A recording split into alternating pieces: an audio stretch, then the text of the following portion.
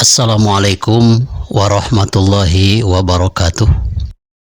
Bismillah, alhamdulillah, wassalatu wassalamu ala rasulillah, Sayyidina Muhammad ibn Abdillah, wa ala alihi wa sahbihi wa mawalah, amma ba'du. Puja dan syukur kita panjatkan ke hadrat Allah Subhanahu wa Ta'ala. Salawat dan salam semoga dilimpahkan kepada baginda Nabi besar Muhammad Sallallahu Alaihi Wasallam.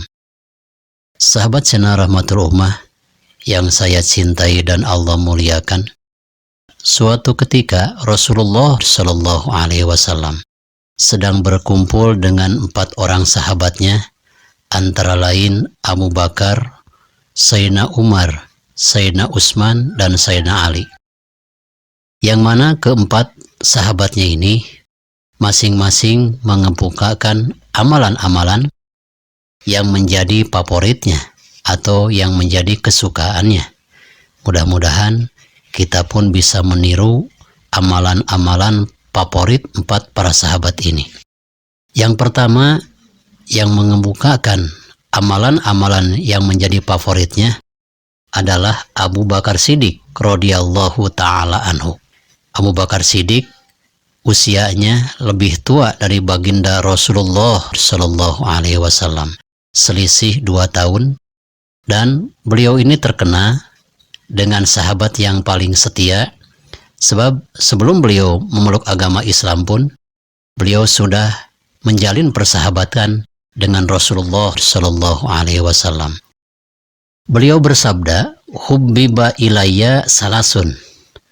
Yang aku cintai dari amalan-amalan itu ada 3 perkara.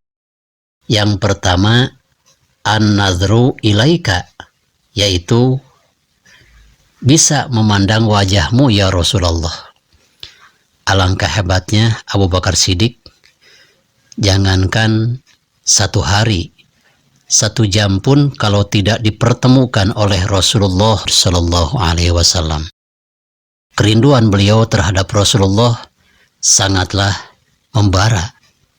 Dan saat Rasulullah Shallallahu Alaihi Wasallam menjalani perjalanan hijrah dari Mekah ke Madinah, beliaulah sahabat yang pertama mengiringi dan menemani Rasulullah Shallallahu Alaihi Wasallam. Sehingga amalan favorit yang pertama bagi beliau adalah selalu melihat wajah Rasulullah Sallallahu Alaihi Wasallam.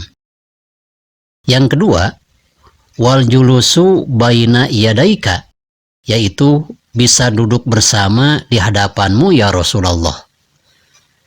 Yang ketiga, wa infaqu mali alaika, yaitu meninfakkan seluruh harta-hartaku kepadamu ya Rasulullah. Sehingga Abu Bakar Siddiq ini terkena dengan sahabat yang dermawan, lebih gemar memberi daripada meminta. Apabila seseorang yang masih mampu untuk memberi tapi lebih senang untuk meminta, maka 70 pintu kefakiran akan dibukakan oleh Allah Subhanahu wa Ta'ala. Amalan-amalan favorit sahabat baginda Rasul yang kedua adalah Sayyidina Umar radhiyallahu ta'ala anhu. Beliau bersabda, "Hubbiba ilayya salasun." Ada 3 perkara yang aku cintai, sabda Sayyidina Umar. Yang pertama, al-amru bil ma'ruf, yaitu menyerukan kebaikan. Sehingga saat Rasulullah Shallallahu Alaihi Wasallam, saat Sayyidina Umar memeluk agama Islam, sebelumnya Rasulullah Shallallahu Alaihi Wasallam tidak memberanikan diri dengan para sahabatnya untuk mendekati Ka'bah atau Baitullah.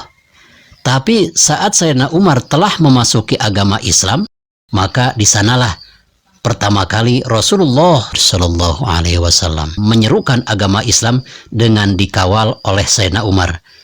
Kafir-kafir Quraisy pun tidak ada daya, tidak bisa apa-apa. Karena apa? Mereka tahu itu Umar siapa. Adalah orang yang sangat gagah, mempunyai keberanian. Bahkan Sayyidina Umar menjadikan benteng agama Islam. di zaman Rasulullah Shallallahu Alaihi Wasallam. Amalan favorit yang kedua bagi Sayyidina Umar adalah wanahyu anil munkar, yaitu melarang kejahatan atau melarang keburukan. Melarang keburukan resikonya lebih besar daripada menyerukan kebaikan. Bahkan pahala melarang keburukan itu lebih besar pahalanya daripada menyerukan kebaikan. Daf'ul mafasid muqaddamun ala jalbil masolih. Melarang keburukan itu lebih diutamakan daripada menyerukan kebaikan.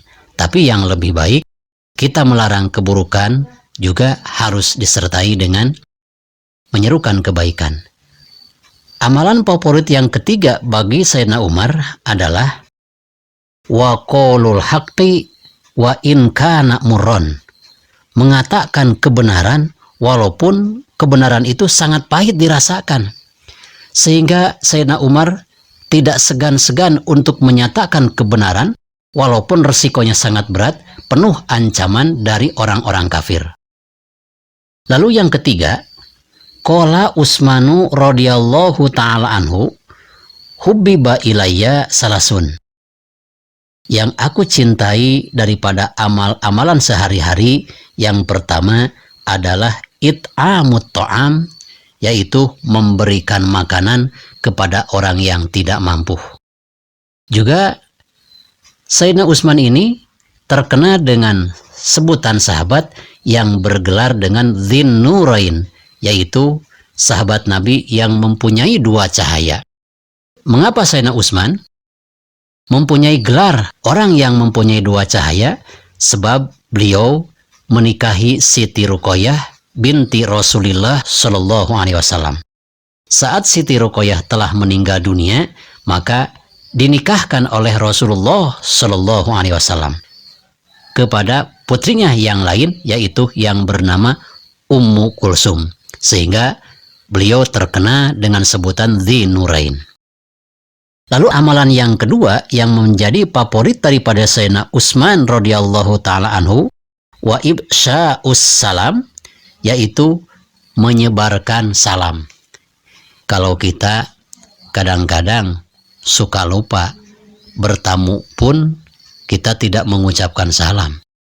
Kebiasaan Sayyidina Utsman ini di mana saja bertemu dengan siapapun di kalangan para sahabat, bertemu dengan seorang muslim, salah satunya selalu diserukan, selalu digembar-gemborkan untuk membaca salam. Karena salam ini intinya adalah menyebarkan kebaikan. Sehingga orang yang membaca salam, Assalamualaikum, berarti semoga keselamatan untuk kalian. Dan orang yang menerima salam harus menjawab dengan membaca Waalaikumsalam. Harus kita ingat, apabila seseorang telah menerima salam dari orang lain lalu tidak dijawab, dalam kitab Durratun Nasihin, maka orang yang tidak menjawab salam orang lain itu akan dilaknat, dikutuk oleh para malaikat. Na'udzubillah summa na'udzubillahi min dzalik. Yang ketiga, wassalatu bilail wan nasu niyamun, yaitu melaksanakan sholat tengah malam saat manusia yang lain terlelap tidur nyenyak. Ini menjadikan favorit bagi beliau. Kebanyakan tidur, walaupun kita hidup sering kekurangan, tapi malas untuk berdoa, malas untuk bangun tengah malam, untuk meminta segala dikabul, untuk meminta segala hajat yang belum dikabul, kita semakin malas. Maka favorit daripada Sayyidina Utsman ini yang ketiga adalah melaksanakan sholat tengah malam saat manusia-manusia terlelap tidur. Mudah-mudahan segala apa yang telah saya sampaikan besar manfaatnya, khususnya bagi saya dan umumnya bagi kita sekalian, dan selamat mengamalkan dan selamat share kepada yang lain agar lebih bermanfaat. Huzma sofa wada ma kadar billahi fi sabilil haq. Wassalamualaikum warahmatullahi wabarakatuh.